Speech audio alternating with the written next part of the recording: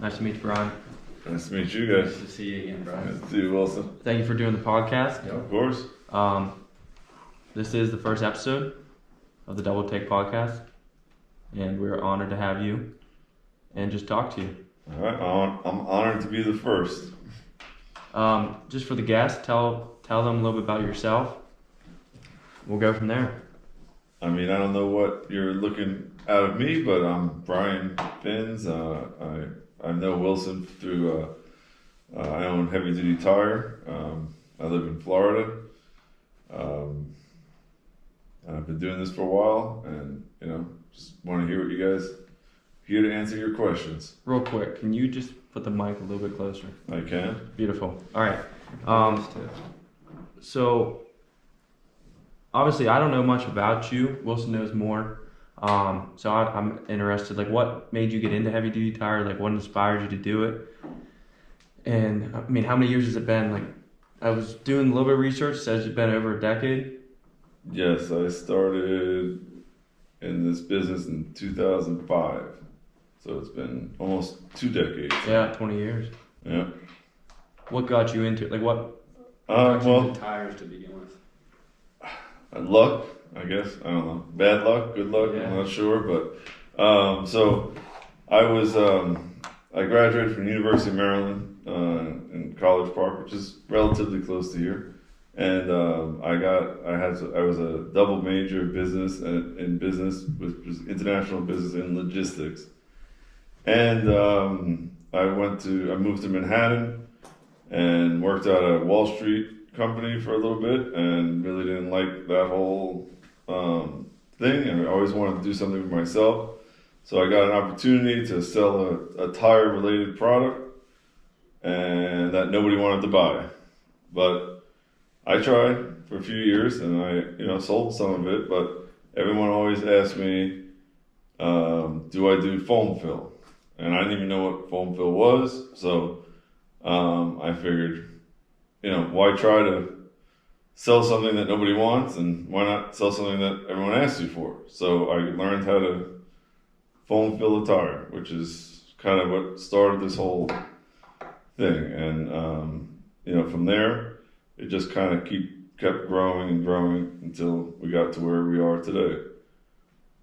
So basically, you wanted to get out like the normal 9-to-5 job in corporate world. Yes, I didn't really like the corporate world. Yeah, that's kind of what I'm trying to do at the moment. Like, I don't exactly know my purpose or what I want to dive into, but like working for someone else, it just isn't for me.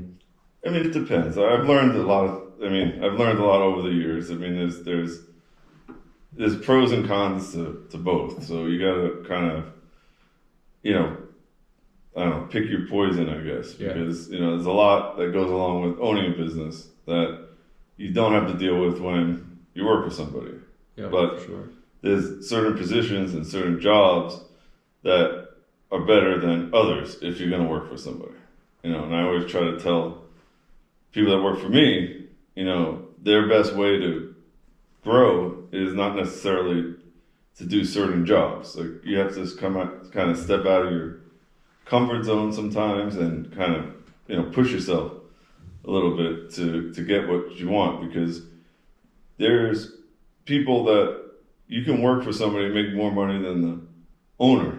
It doesn't mean you just have to make yourself valuable, and that's the really the most important part. Whether you work for somebody or working your own thing, you have to be valuable to your boss, to your customers.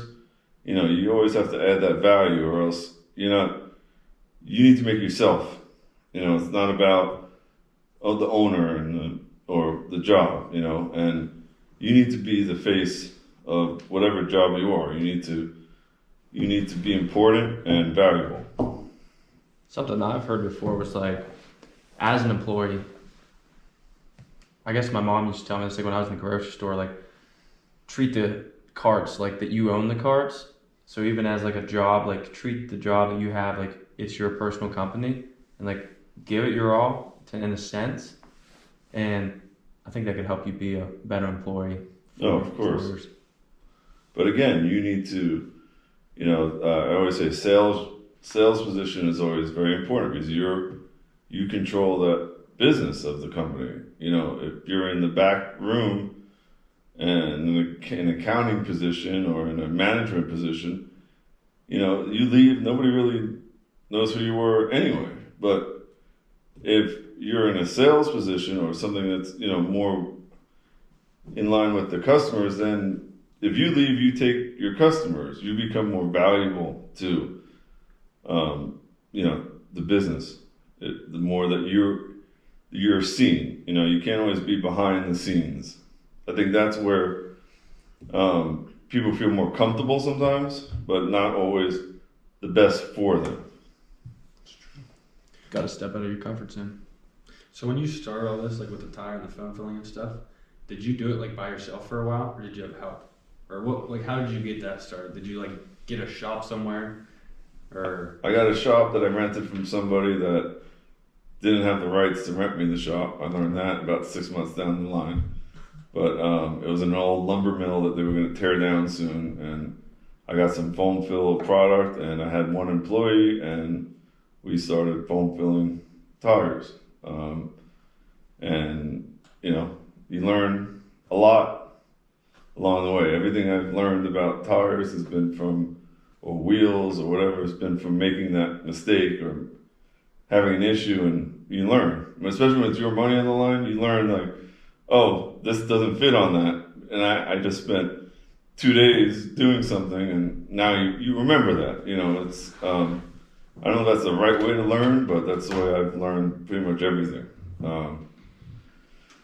So we just kind of kept trying to grow, and we had a bad economy. And after I started, I mean, I had a great 2006, 2007, 2008, 2009 was like a, you guys don't remember, you're too young, but it was a that was the last major downturn we've had. I mean, you guys haven't seen that yet. You know, it's been 15 years of pretty good growth, you know, everywhere, not just, you know, in this business. So you always worry about that, obviously, and never know when it's going to come again. But that was, you know, those were some tough years there. And, you know, I learned how to survive through that. So I felt like there was something that I had that was going to be, if I could make it, you know, I might end up where I am now. And so, you know, it takes a lot. That's what I'm saying. Sometimes it takes a lot more to be a business owner than what it seems, you know. But, you know, you got to keep going sometimes. So would you say that was like your biggest challenge growing the business, like through 2008, 2009? That was I don't know. It's, as you grow, there's more new challenges you never really thought of. But that was definitely a rough time, you know. But I thought if I made it through, I mean, at 2006 I had like 6 employees. By 2010 it was me and one other guy. You know, that was all I had left. I was doing all the deliveries. He was doing all the foam filling and pressing and all that other stuff. And since 2010, we just kind of grew steadily to where we are today. But being where we are today brings up new challenges that you don't really expect, or you don't know how to. You have to learn as you go. So it's always a challenge. So obviously I know because like I work for your company. But, Yeah. like, how did you like decide, or how did you figure out and like create so many things to offer to our customers that like other businesses like yours don't? But I feel like the whole wheel exchange program, that's something else we could get into, but like stuff like that. How did you come up with that? I just kind of, I don't know, I saw it somewhere, I think. I don't remember. I mean, I remember thinking, you know, foam fill takes 24 hours to cure and leave a machine up. And my first foam fill customer was a big rental company. And I said, I'm going to give you wheels and tires. I'm going to leave them on your shop, you know, in your shop. And when you use them, I'll bill you for them. So I was able to beat the competition there because the tires were already on the yard. And to me, it was like I had the tires, I had the foam, I had the wheels, so why not put it there where they're going to use it instead of leave it in my shop? So that's kind of how I started in 2006 with the rental business, which turned out to be kind of a niche that nobody really knew about. In 2006, I mean, it wasn't like it is now. People used to own equipment. There used to be scaffolding and, on job sites and things like that. And now it's like the rental business is, multi-billion-dollar business every year. And we just happen to cater to that and learn what they need, and do what they want. We didn't do what we wanted like other tire dealers. We just did what made sense for them and tried to help them, and they appreciate that because they're just people too. They're just trying to take care of their customers. So the better you can take care of them, the better they take care of their customers, and you form a relationship. What do you exactly do for the rental companies? Whatever they want, really. No, we do tires, tracks. I don't know. Wilson knows what we do. He's the one that does most of it. So I saw a video he posted the other day. He was changing out a skid steer. Oh yeah, set track. tracks. So is that what you do? Like they bring a rental back in these new tracks. You guys go out and just replace them? We do that a lot. Yeah, or in the field, we go out and change it right on site. So we save them from having to go and do it. Which means a lot to them, actually. Yeah, and they don't have the equipment to really do it as well as we do. Yeah. So, you saw Wilson in the video. He didn't even touch the track. Yeah, so, it looked good. I was impressed. Yeah. Could have worn some little more PPE, but we'll talk about that later. Yeah, PPE is important. It is. Yeah. No, you don't want to hurt, nobody wants to get hurt on a job site, that's for sure. So, it's always a risk you take there when you're out there. Safety first. Yeah, for sure. So obviously you care about customer relationship and stuff. Has that always been like a main focus for you? Like taking care of the customer? Yes. I mean, the customers appreciate it and they see that, they're trying to take care of their customer. You're just an extension of them. So you have to take care of them like you would want to be taken care of. And that doesn't mean that you're always going to be able to take care of them. It doesn't mean that you're always going to have the answer, but you have to tell them when you can't do it. You have to tell them, give them the opportunity to find another way to do it, figure out their own situation. But if you can't take on something that you can't do, because you're taking somebody else's problem and you're making it your problem. And there's no reason to do that when you're the one trying to help. So it's a lot of communication and honesty and just building that relationship, and where you build the trust that they call you for everything, and they're okay if you can't do something, and you tell them, you're just trying to help. I guess as a business owner, like what's your day-to-day look like now? It's a lot different than it used to be. It used to be a lot more actually being there. Yeah, it used to be more, I guess, satisfying, you could say.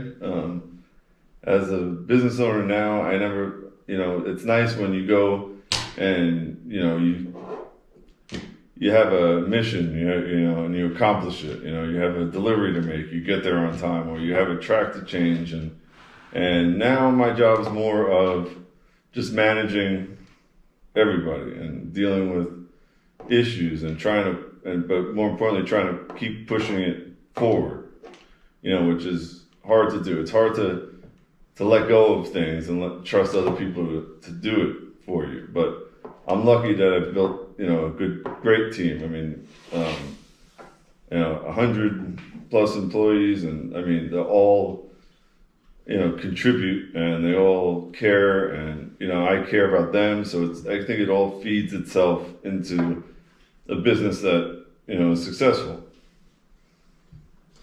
So along with the 100 plus employees, how many locations are there now? I think, know from within the past 7 or 8 years it is blown up in a good way. But how many locations are there?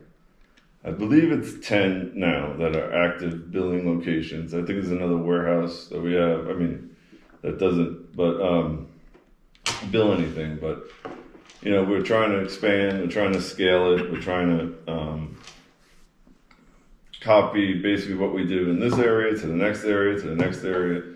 And but again, people is the hardest. It's probably the hardest thing of them all, finding the right people that, can work with you. Because if what you've seen too, Wilson, when you have good people, the bad people don't last, because you can't have that. You can't have the virus. You can't have someone that's on their phone hiding behind the tire, when everybody else is working, because the other people there won't stand for that, because it's not fair, it's not right, and there's no reason for it. So it takes a long time to build, one person at a time, to add to the team, to bring it all together. And that's probably the hardest, especially these days. That's the hardest part of it all. So you started in New York, right? No, I started in Florida. So you went. How did you get from New York? You went to college, worked on Wall Street. How did you get from New York to Florida? The tire sealant company that I was working for was based out of there, and I was supposed to go down there and train for 6 months. So I got a little apartment in Florida, and I realized that Florida's kind of nice. Yeah. And Florida. I had a little palm tree outside of my, apartment. I never really thought Florida's a place you could live. Yeah. I know you can, but it's like old people or whatever. Or like a vacation spot. Right. And I was like, you know what, this is better than Manhattan. I mean, Manhattan has its, perks too, but I don't know. I kind of like being able to drive myself to a grocery store and have a car and, all the other things that come with it. And it worked out well, because Florida was a market that apparently needed my services, and it was a big growth market. And so after my lease was up, I decided to stay, and and we really grown a lot in Florida. That's what started this whole project here. What made you come to Pennsylvania, like Bedford, Pennsylvania, of all places? Well, that's Wilson's dad there. I mean, I happened to be looking on eBay for tire deals and found a whole bunch of tire deals that were posted from Highlands Tire back in the day, and I started buying the tires, and ended up that it seemed to make sense, instead of keep shipping them down to Florida and then shipping them back to other parts of the country, why not just open a place in Pennsylvania, in the middle of nowhere, no offense, guys. And so that kind of started, that was like 2018. I started buying tires probably 2015. And by the time, we got more and more into it, by 2018, it was time to try to find a place here. And that's kind of how we ended up here. And, it's an odd, we have Florida, now we're in Florida, we're in Houston was the newest venture, in Pennsylvania, we have a place in Virginia, so we're trying to kind of close the east coast of the country at least, and start in the south. It's kind of our goal. So you've expanded a little bit that I know, like into doing like vehicle tires and stuff. Obviously that wasn't what you started with. Are you looking to expand into anything else in the automotive industry, or just kind of stay where you're at? I mean, I don't know. I'm not a huge car tire, truck tire fan, but it kind of complements what we offer. And we saw the opportunity in Everett to take over an existing tire company that wasn't living up to its potential. So we figured we'd give it a shot. That's where all this started, so it was kind of a nostalgic thing too. And so I'm always interested to try new things. Maybe we'll learn that the car tires make more money than anything else, and then we'll try to figure out how to scale that. I've done a lot over the years as like a little project, just to try to see if it works, if it won't work. Because there's no way to know if anything's going to work unless you try it. I mean, it's hard to just, everyone has things on paper that sound great, and, unless you do it, it doesn't really work. Unless you can prove that it works, then what's the point? So we figured we'd try that, and it's a good shop. It's 9 months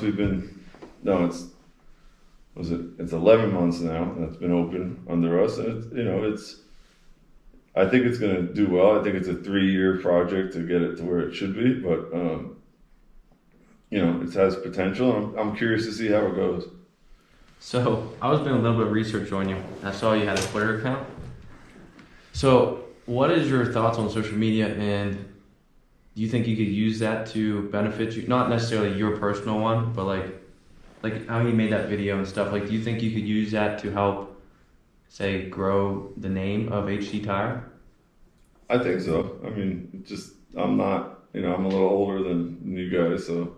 Yeah. I mean, I went to school. I didn't even have an email address yet. That came right. I'm in that borderline generation where we grew up without technology, but then got kind of thrown in the middle of it in the mid '90s.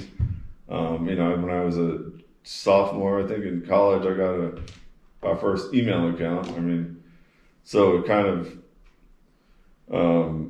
I like technology and all that, but it's not. There's a lot more to it, I guess, than I know. But I think we are trying to rebuild we're in the process of rebuilding our website. Not because we think the website is really the key to it, but if you're going to do social media things, you need somewhere for people to go. Yeah. If they want to learn more information. So if you don't have that right landing pages and all that, then what's the point of promoting anything? So we're trying to get that going, but I think there's a lot to that. I mean, I see some other companies in our industries that do, sponsor a lot and do a lot, and they seem, whether it's real or not, because you never know, have tons of, comments and requests for quotes and that kind of thing that, again, you don't know you don't know what's real or not sometimes, but, we're real.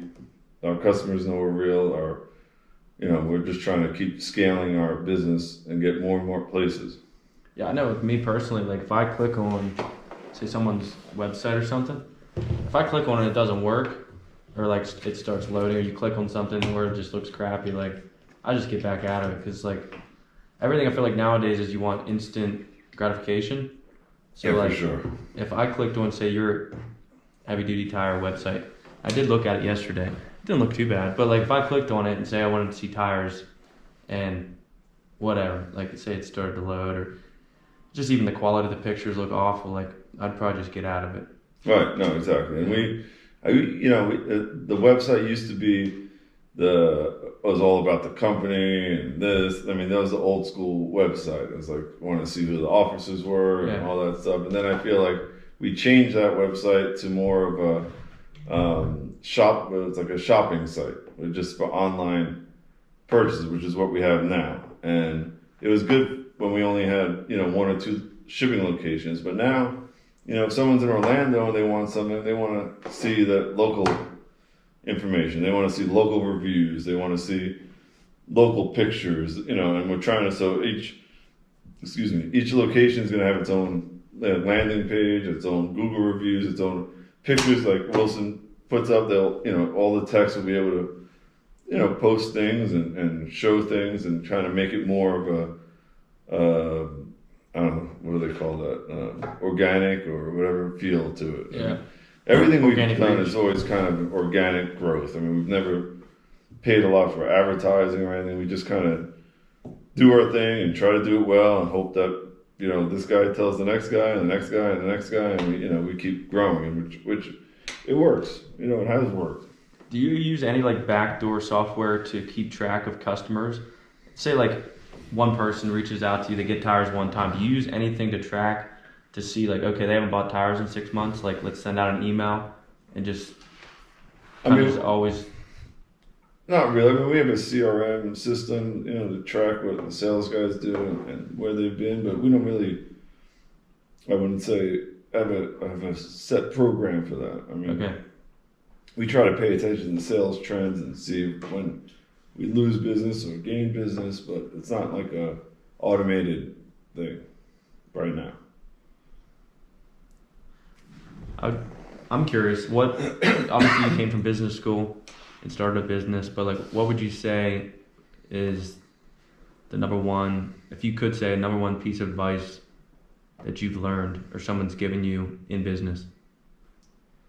The number one piece, I mean, I don't remember much from school. I mean, I wasn't the greatest student in the world, but I remember one professor said, the key to success is to find the need and then fill that need. I mean, it sounds pretty simple, but find something that people need and do it and do it well. And I think there's so many opportunities for other businesses now.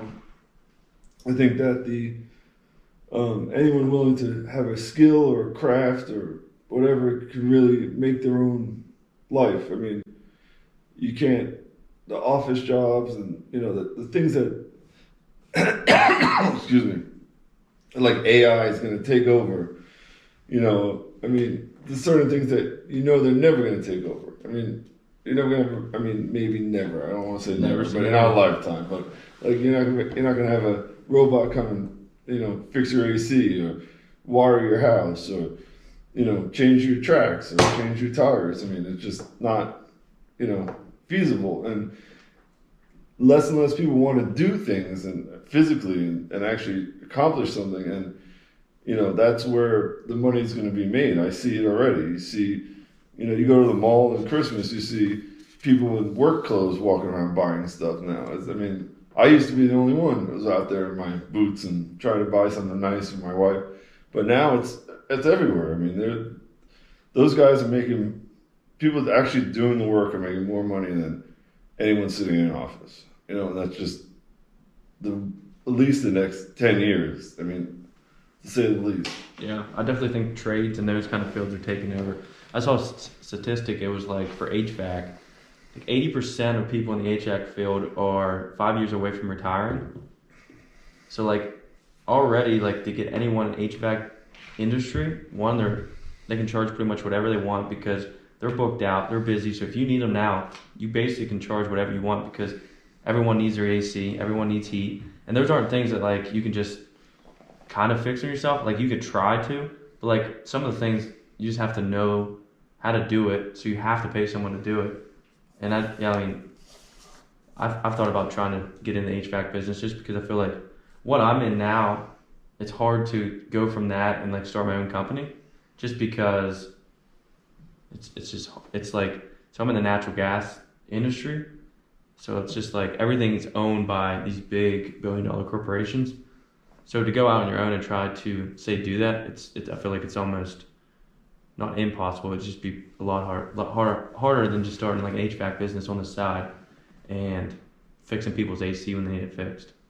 Yeah, no, there's lots of things. But again, I mean, there's something to be said for working for major companies. I mean, if you show your value and, there's a lot of money in that. I mean, in anything. It's different paths to the same goal. You just have to, again, make yourself valuable. And owning a business is great, but it comes with a lot of stress and responsibility. I mean, you're the one they call on when someone hurts themselves on a job site or damages something, or just someone that's not a good employee's getting into an argument. I mean, everything is it all comes down to the owner. There's no one else to say, oh, it's not my problem, or it isn't. It's just It's you. So it's there's both ways to it. You can either work for somebody, make lots of money, save it, invest it, end up at the same place as someone that built the business, sold it. When you're both 50 years old or 60 years old, you could both be sitting in the same, living in the same community, just found different ways to get there, so. I know around here sometimes, like I look at, say, contractors, and you'll see some of these guys are like 60, 70 years old and they're still out there. And I was actually just talking to a guy not too long ago. He's like, I'd say pushing 60. And he's like, yeah, I got to sell all this equipment and stuff just to get out of debt.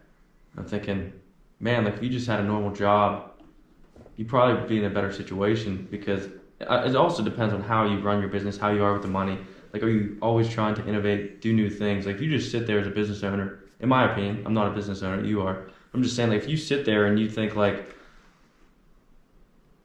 no, you always got to, I think, try to say your current business put it out of business.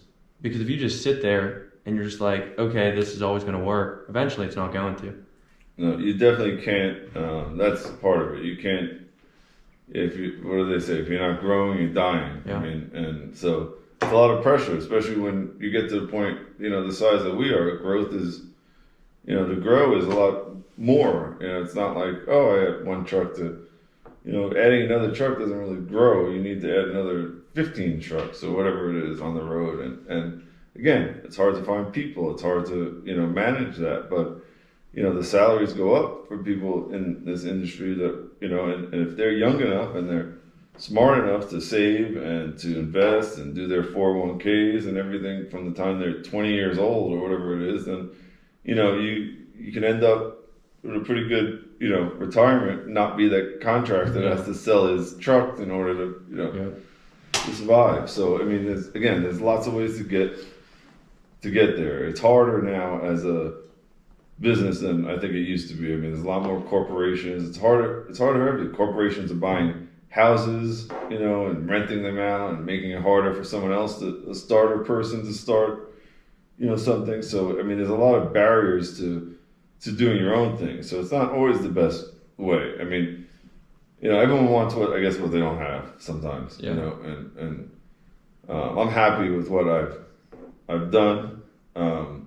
But again, it's every day is another challenge, and the growth, and we're still trying to grow, and we're still trying to push it because, if we don't get there, it's like a race to me. I always find like I'm trying to get to a new territory so I can, stake my claim to it and grow it before somebody else figures it out. Because, we're not magicians. We're not, we're just trying to, eventually someone's got to figure this thing out too. But I think what makes us different is that we actually, care and we try to build a team that cares. It's not just, everyone's out for themselves. And yeah. I think that people overlook that, like caring about customers. Have you ever heard of AmeriGas, like propane company? Mm-hmm. So that's part of like the corporation that owns the natural gas side also owns AmeriGas. And the amount of people in Bedford alone that get rid of AmeriGas because when they call in, they have to talk to someone from China or wherever, or they can't even get through. And like you have SAC, which is like a local company, they care about their people. So many people are switching over just for the fact that they have a human to talk to and they feel like, oh, this person actually cares about me.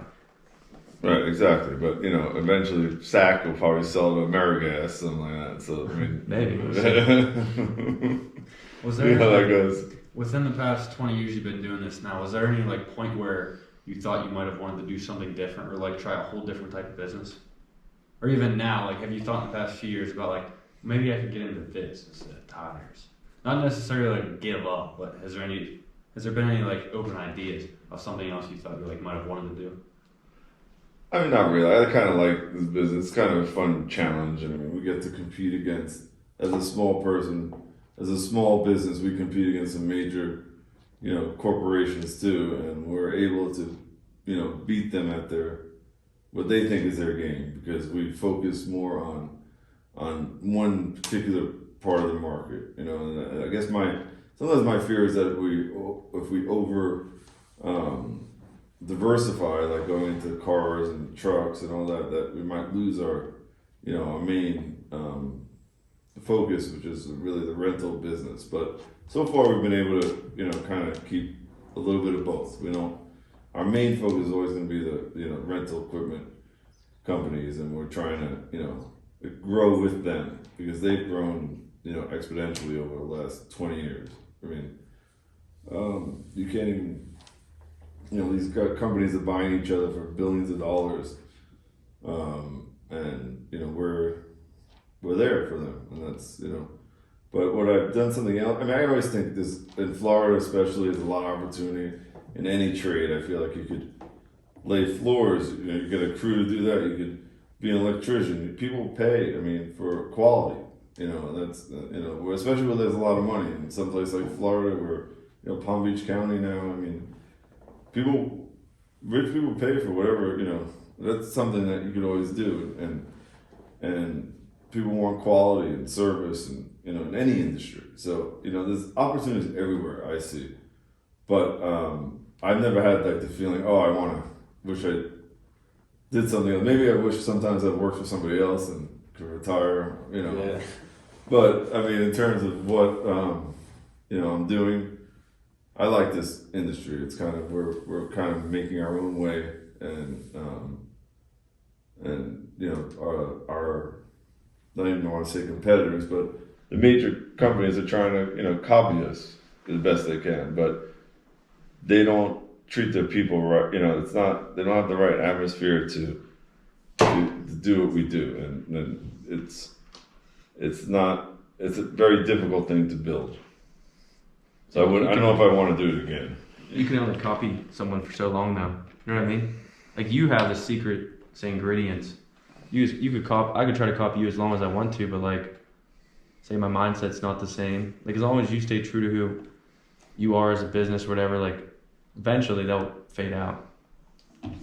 Yeah, no, we get a competitive attacks after every sales meeting that they have. It's like everyone comes out guns blazing trying to get the business, but at the end of the day, we still do.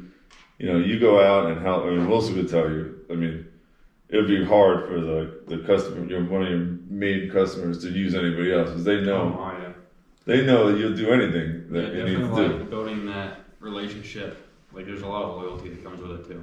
So I definitely understand what you're saying. I have this one customer I'm thinking of right now. I guarantee you, one of our competitors or someone could walk in the door and offer him our product for $100 cheaper or whatever. And he would say no. He would stick with us. It's just literally the relationships you build with doing the work and stuff. So that's cool. Exactly, and that's why I mean, like we were a salesman and that became a salesman in Florida. He drives around in a service truck because at least if he needs to, he can fix the tire right there by himself. And people appreciate that guy that went out in the middle of the night and saved them. Whether it be once or 20 times, but it's hard to push, to get someone out of that business. I mean, we have one competitor, I'm not going to name their names, but in North Carolina that does really well.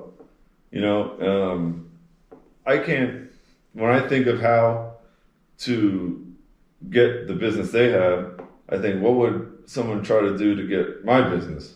And it's really hard. Like if you have that loyalty, it's really hard to get, break that bond because it's not always about the lowest price or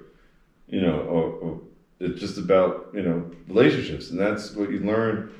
Even the biggest corporation is still run by people, just like you and me. They're not, magic people. They're just regular, they got families, they have lives, they like to fish, they like to hunt, and whatever it is, and they make those decisions that you think is this giant corporation or whatever comes down to one person that you might meet.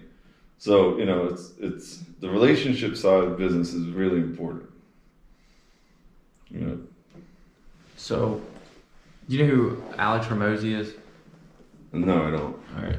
Well, you can look him up afterwards if you want to, but he started this company called Acquisition. But anyways, like he's on his way. Like his biggest thing was he wished like Warren Buffett and like all these Bill Gates, Mark Zuckerberg, he wishes like they would have showed more footage of how they became billionaires. So like that's what he's trying to do. Like he's trying to track. He'll give out as much free information as he can. But anyways, like one of his things is say screw your morning routine because like everyone's about like morning routine. Like Joe Rogan wakes up every morning, gets in a sauna, and then jumps in the ice bath, and then meditates, whatever. And I mean, I do like a routine, but do you have any certain thing like a routine that you do every day, or something you would say, certain habits that you think have helped you become, say, either a better man or a better businessman? I'm not that like OCD guy at all. I've just never been. I can't say that I have like something I do every day, or I try to. I don't know. I find life gets kind of boring if you're doing the same thing every day. I like to kind of keep it different. So I never know what I'm gonna do. I just know my phone rings, I answer it. Someone emails me, I get back to them. I mean, but in terms of routine, I don't really have that. that kind of routine. I'm just kind of open to wherever the day takes me, and I'm always trying to push, moving forward, move the needle forward. But in terms of like a routine or anything like that, I mean, I got some bad habits maybe, but I don't think I have anything Let's that's. talk about them. No, that's all right. What do you like to do for fun now? Like down in Palm Springs, I mean, I know there's a lot more. But I feel like Bedford County might have more things to do than Palm Springs. But I don't know what's in Palm Springs. Palm but Beach, Palm Beach. I doubt it. No, I'm just kidding. But like golfing, I know you like golfing. You go I mean, I like to golfing? golf, but I don't play that much. I mean, I have a young child, so I'd rather, on the weekends hang out with him more than, go play golf with a bunch of old men. I mean, I'm sure that day will come someday where I'll enjoy that more, but I just try to do, I like to go out. I like to, I like good food.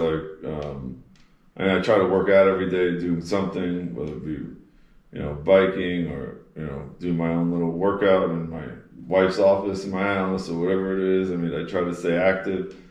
My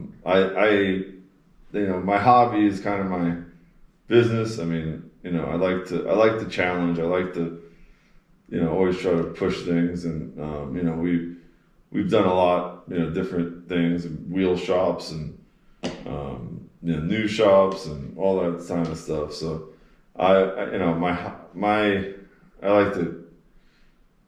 hobbies aren't that important, I guess, right now. So would you say you have a good work-life balance, or do you think most of what just your everyday life is like you enjoy working and growing the business and new challenges? So do you have a work-life balance, or is it just mainly I mean, I'm not working all the time, but I'm not, I mean, I like to go home, relax with my family, and, do you watch Netflix? I do watch Okay. some, yeah, we try, but it's hard to find something to watch these days. I watch a lot of Everybody Loves Raymond. Okay. And that's our usual go-to at night, when you want to just put something on but not really have to watch it kind of thing. But we do watch shows. We'll watch a series or whatever sometimes. And, You ever watch like old westerns, like cowboy shows? No, I've never watched You should those. give them a try. I think everyone should give them a try once in their life. Father Wilson, everyone. Yeah. So you have one kid? I have one son, yeah. Okay. And then Wilson was saying your wife, she does real estate? Yeah, she's a very good real estate agent. Does she own her own real estate? No, she's a agent. She has she could, but sometimes it's not worth it. So she has she makes very good split on her commission. So it doesn't really make sense to. Yeah. Because you got to do all the legal issues within real estate because it's very regulated. It's Yeah. So it's not really worth. A lady local here, she sold. I want to say it was like over the last 5 or 10 years, she sold like over $40 million worth. Like that's how much she sold for around here, and I was just like, I think it was right around $400,000 she's making a year just off of selling homes. No, real estate's a great business. I mean, if I was to do something else, I mean, maybe I would do that. But my wife said that she doesn't want me to work with her. What's your approach to growing, I guess, leaders in your company? Like because not everyone is a leader, not everyone say that is a manager or like has a role like that. Like not everyone's made for that. So like, do you try to work or like grow them or like make them become better, or you just find them and you like just from what they are now and you think they'd be a good, say, leader or? I mean, most of my leaders have started as, I've made it through the company and kind of earned their spot and proven that they can lead. Not everyone's a leader. Most people aren't, to be honest, but there are some that just excel at that. And in our company, it's mostly people that aren't too aggressive and can get along with everybody. And Cody, his first boss there, was probably the most I don't know how to say it, aggressive when he started. But now Getting lazy. he's not lazy. He's just changed. You can't. Business is different than it used to be. There used to be the expectation that you're paying somebody to do a job. They should come in on time and do it, and not ask. Just do whatever they're told and not need that appreciation or whatever it is, and that's not. Every person is different. Every person needs something else to motivate them or reason why they care. If you don't have employees that care, then you're not going to get anywhere. So it's changed a lot, I think, in what in some of the old school managers that we have, they feel like, well, you should just do it because that's what you're supposed to do. But I've always felt that you have to get somebody to want to do it. You have to get everyone on board, and they have to almost feel like they're doing it because they want to do it that way. And it's hard. But leaders come out of that, and they earn the respect of the people there, and that's what makes them leader. It's not the title. You can have a leader that's not in a leadership role, but everyone follows them. That leader could be a bad leader, could be a virus leader too. But you have to kind of nurture everybody and see where it goes. Like a cult. A cult? They're good leaders, but normally not good reasons. Right. Well, like you get 100 people to go in a building and kill themselves. No, exactly. That's You're pretty a good good. leader. Yeah, exactly. Not a good cause. Right. There you go. Exactly. Yeah, because you put a lot of, I guess, trust into, say, Cody or Albie or whoever at these shops, because obviously you can't be there every day. Right. Exactly. So, yeah, you gotta rely on them a lot. Yep, and honesty goes a long way. People are going to tell you good or bad what's going on. Because that's if you can't have that, then what's the point? I guess. Yeah. What do you think, Wilson? You've been there for a while. What do you think? He said he hates it. No, I honestly I also grew up when I was a little kid. I was working for my dad and stuff, so I don't really know much else. Child labor. Yeah. Well, I heard that I heard they wouldn't let you. They wouldn't hire a new guy unless they could beat you mounting a tire. Oh yeah. I was 8 years old. Yeah. And I beat him too.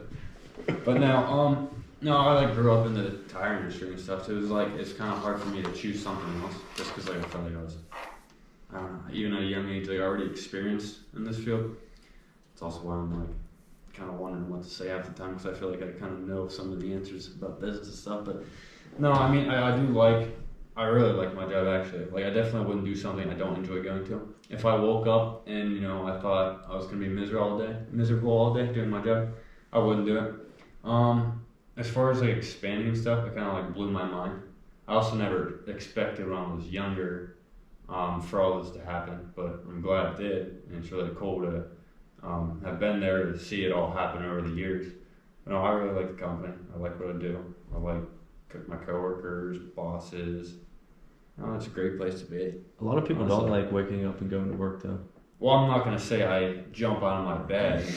I'm excited to put on my stinky boots and go to work, but it's definitely not something that I don't know. I've just talked to plenty of people that it seems like they hate their life because of what they do. And it's okay, then change it. I've never been miserable or I gotta go to work today. It's never been like that.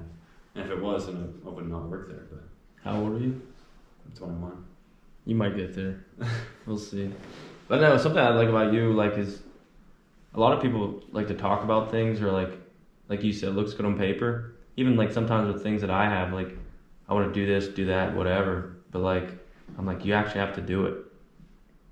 You could have a great idea, and it could be $1 million idea, but if you never actually go through the steps of, say, creating it or putting it into whatever you're doing, you're never going to make $1 million. Yeah, no, it's true. You got to do it, and you got to sacrifice and do what you got to do. You never know when or how, but you have to be committed to whatever you're doing. So, what do you see heavy duty tire in the next 5 to 10 years? What would you like to see happen?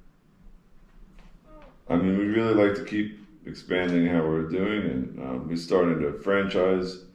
So you're selling franchises now? That's what we're working on. But Okay. again, I've already tested one for 3 years to make sure that it runs right. Yeah. So when I come out with a franchise and start selling it, it's not something that is a concept. It's a, it's a done. It's been proven. Yeah. And Is it doing well? yeah, it's doing well. But there's always, you gotta find your way in anything and get it to work right and tweak it and look at it and see how you can do it better and that's what we've been doing. That's the point. And so far I think it's gone from theory to actuality now, and I think it's just gonna snowball from there. Is there you don't have to say the number, but is there numbers you're trying to hit as you're trying to grow, or are you just trying to grow? I mean, I've gone from trying to grow. I've been in growth mode for 15 years, since 2010. We've grown a minimum of, except for last year, we grew a little bit, but not like I had. But before last year we grew at least 40% a year since 2010. So I mean, it's grown a lot, and I think we're at the point where we're about to kind of grow again a lot more. But again, it's hard to, I'm not a small business anymore, not a big business. I'm kind of in that middle stage, and that comes with its own challenges. Everything takes money, everything takes people, and I'm not one to try to do something half-assed. So you got to kind of have everything in place, and which again takes money, people, and all that other stuff. So, but that being said, I think there's a lot of opportunities as long as our economy keeps growing. But even if it does, I mean, you need growth, but we're in a business where there's lots more opportunity that we haven't touched. I mean, so in a lot of different areas, but it's just a matter of getting there and doing it. So, Do you think if Trump gets rid of federal taxes, that'll help the economy or hurt it? I don't know. I'm not much of a. You're not pro-Trump? I'm not a political person. I mean, that's not my. They play a big role, though. That's not my purpose in life. I mean, I think people think that politicians play more of a role than they actually do. I think there's a lot of hype around that. I mean, Trump's a little bit of the story. He's kind of trying to, have the world teeter on his every word kind of thing. But, we'll see what happens. At the end of the day, the markets adjust themselves and find their own place. I mean, that's the necessity breeds innovation is, never the true word spoken. I mean, everyone finds their way, and I just try to deal with what I do. I've always tried to my goal is to make a nice work environment for all my employees. I want everyone to go home and feel, they had a accomplished day, and that they go home happy, and they don't take out their job on their families, and I mean, honestly, it's been that's my goal. I'm not a political kind of guy. So you're never gonna see me standing on the side of the road with a sign or something like that. Yeah, I mean, me either. I mean, obviously I care a little bit, but nothing like protesting or that kind of stuff. So. Wilson's just sitting there. I'm sitting here reading. We got these papers. Um, The questions are starting to kind of expand a little bit. Get all Success. over the place. What does success mean to you? I mean, you have to be happy, and I mean, I just want to not. I mean, set monetary wise, is I not have to worry about money. I mean, I'm not looking at buy a 200-foot yacht or anything like that. I just want, if I want to go do something, I can do it. It's not a lofty goal, I guess, but I mean, it's enough. I want, my family. I want to have a good family. I want to be happy in that case. Like I said, I'd like to. Success to me is all my employees and everyone also feeling, well and happy and all that stuff. So I mean, I think I'm already reached that, but now, the game. It's more. I don't know if it's a game, but it's the challenge to keep it growing. And that kind of is more of a, I don't know, fun or hobby or whatever you want to call it for me. Yeah. No, I think life's a game. Yeah. You know what I mean? Like, are you winning or losing in life? Whether it's simple things, whatever your goal is, like, did you do it? Did you accomplish it? Like, that's a win. Right. Exactly. So with all the difficult things you've had to go through or figure out to get where you are now, what's one thing you wish you would have known beforehand? That was maybe one of the worst things that you would consider that happened to you or the business. That could have set you back. I don't know. It's a good question. I don't really know the answer to that. I guess it might be a good thing. Maybe it wasn't too hard for him. Yeah. Not yet. I don't know. I mean, everything's a learning experience, I guess. So, the most important thing is that you learn from your mistakes and, you don't keep repeating the same things over and over again. I'm not too critical on myself when I do something wrong that I didn't know about or, but I just try to learn something every day and move it forward every day. That's kind of it. I mean, you can't, harp on your past problems because it doesn't matter. I mean, there's no reason I don't stress about what happened. I just try to look at what the next step is to move forward. You can't, things happen, good, bad. I've been through a lot. I've been, you're trying to sell something and you got all this stuff going on behind you, but you walk in that sales call and you're, happy and, you don't let it stop you because, the one thing is that being depressed about something or being upset about something is not going to help you. I've always felt like you have to do something. I mean, anything, whatever you can do, because you can't feel sorry for yourself. You just can't. I mean, you can, but it doesn't help you. Yeah. It doesn't help you in any way. So, I think a lot of people nowadays they use depression and all that stuff, and they take it and put it on other people. And it's like I'm the same way with the way you think. None of that stuff's going to help you, especially if you take that and then put it on someone else. If you're having a bad day, I think your goal should be, well, then make someone else's day better. If you can't have a good day, well, try to make someone else's day better. Whether that makes you feel better or whatnot, but I don't know. That's the way I try to look at things. Like you said, if you have a loss, there's no point of spending time sulking about it. Right. Because exactly. that time you spent doing that, you could have figured out another way to do it. Or what did I do wrong that I need to do tomorrow? You know what I mean? Whatever it is. Yeah, I like that. So do you listen to a lot of podcasts and stuff? Do you read many books?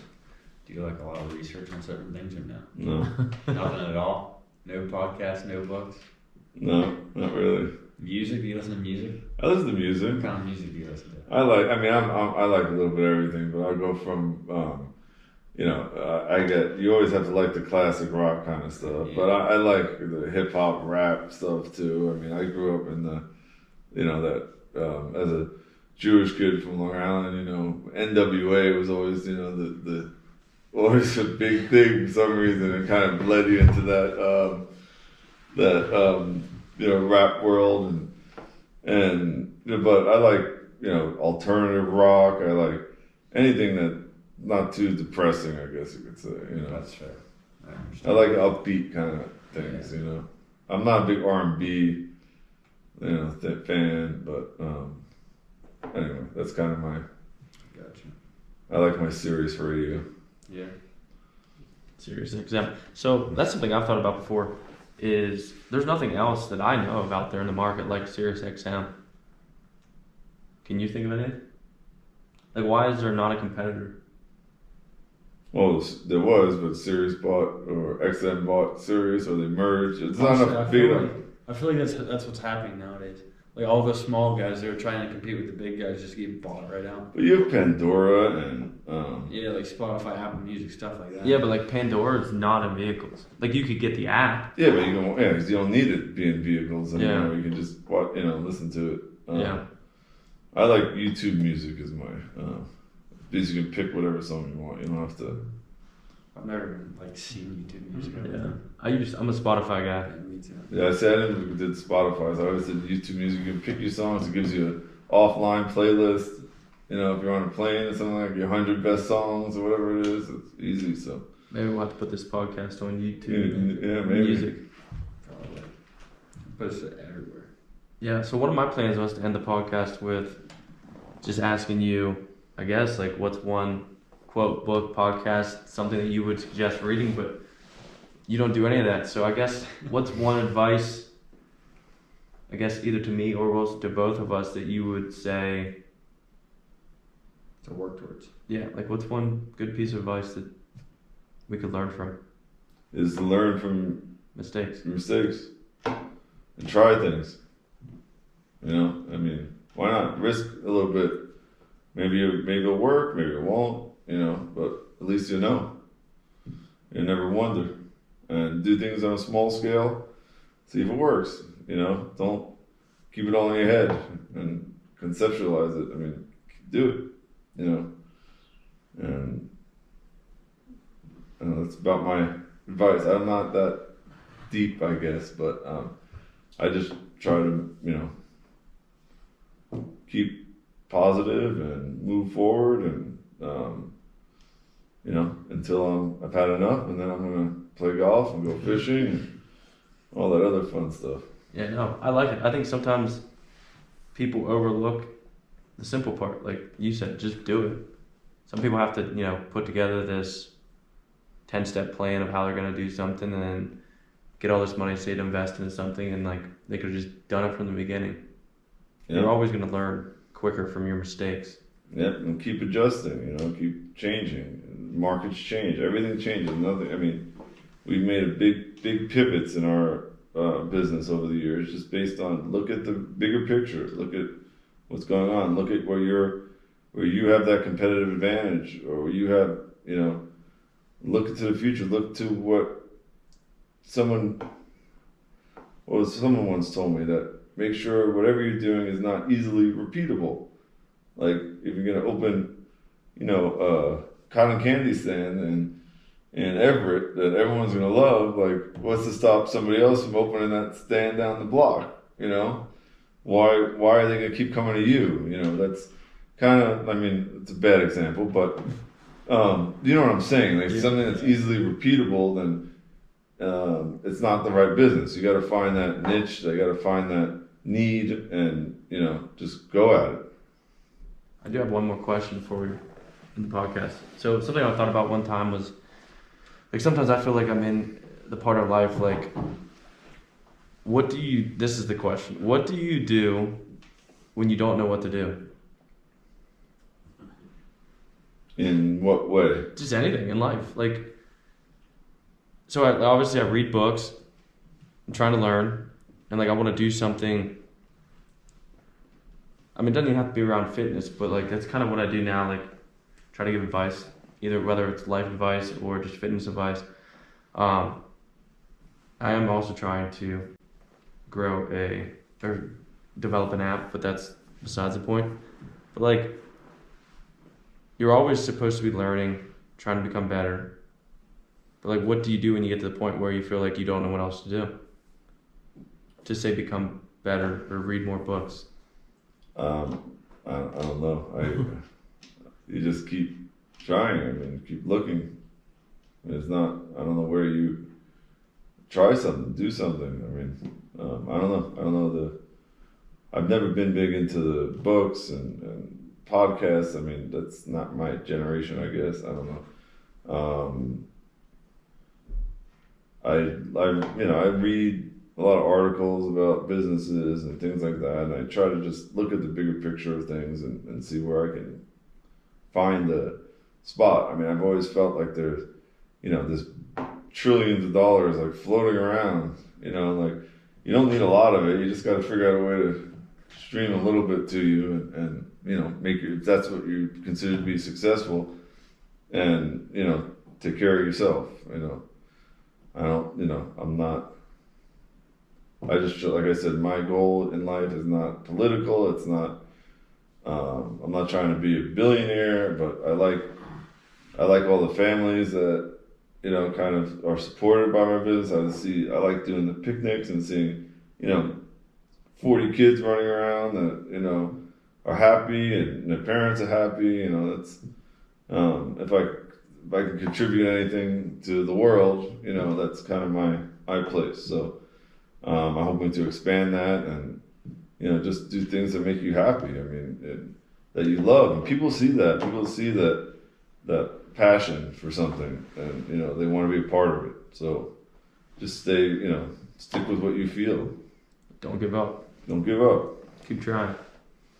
Yep. Don't be scared. Any questions, thoughts? I'm not quite as spick and span with the little catchphrases like you are, but I even thought of that one on my own. Didn't really make much sense, but whatever. it sounded like something David Goggins would say. Do you know who David Goggins is? No. Oh man. Stay hard. Yes. All right. Well, I guess that sums up the podcast. You guys got to give me some podcasts to watch. Oh, okay. Have you ever listened to Joe Rogan? I mean, no. Chris Williams. Yeah, Chris Williams and Modern Wisdom is probably like one that would be more, I would say, entertaining you. Usually they're like pretty educational.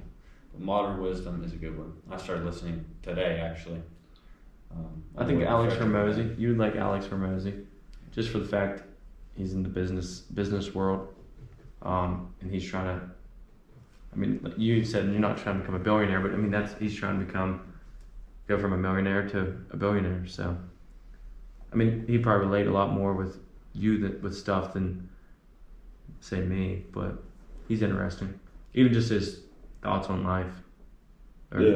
He's a bit over the top in my opinion, but The Double Take, that's a good podcast. that's this one. Yeah, that's a good one. Yeah, definitely. Best one. Yeah, I'm gonna be the first guest when you guys are, you know, billionaires. Maybe you'll lend me some money. We'll bring you to our yacht. All right, nice.